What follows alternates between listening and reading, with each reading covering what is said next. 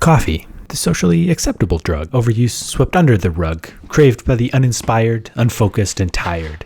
From CEO to foreman, we love the bean, excluding the Mormon. Praise caffeine. Now, the hardest part in making a cup of coffee is the planting, growing, harvesting, government bribing, sorting, roasting, cartel avoiding, marketing, and transporting of coffee beans. And that stuff is already done for you. All you need to do is what? Grind beans, pour in the water? This isn't tough. But every blog made or sponsored by Squarespace, except for mine, is going to have some pretty hard opinions on precise volume, weight, method, and timing that, after you adopt them, you'll begin to look down on your Keurig peers. To start, grab some coffee beans. Arrange in the molecular shape of caffeine to let the beans know what you need. Now grind. To charge $8 a cup, use a mortar and pestle. The surcharge will pay for your inevitable carpal tunnel treatment, but any other application of crushing force will suffice. Drive over the beans with your car or your fixed gear bike if you want to tell people about your fixed gear bike.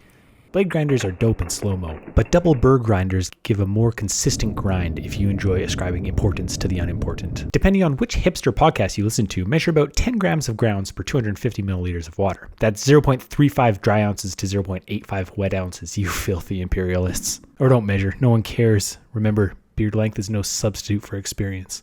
Now boil water and pour over the coffee grounds in appropriately named pour-over. In the upper echelons of the coffee community, there's significant debate about the proper method of pouring water. Swirl, vary height, contact with grounds before filter.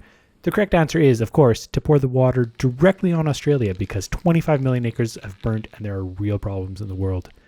This release of carbon dioxide gas is called bloom, and it enhances the flavor profile of your beans, or so someone else says. Areopress method aims to mimic an espresso shot by extracting more oil from the grounds by force. You want that dank sticky icky for a real high. You really have to put some effort into the plunger.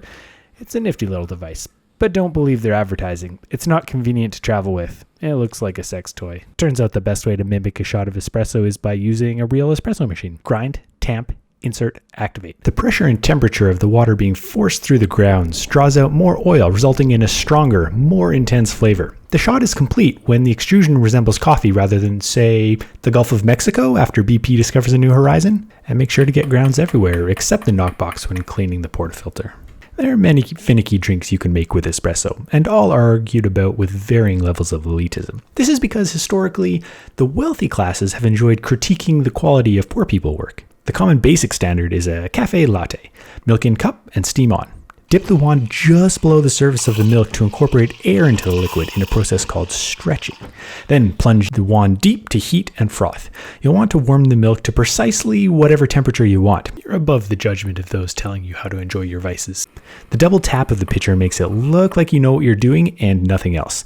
Beautiful latte art requires extensive training and experience, neither of which I possess. So instead of a flower, here is okay. Can we show that?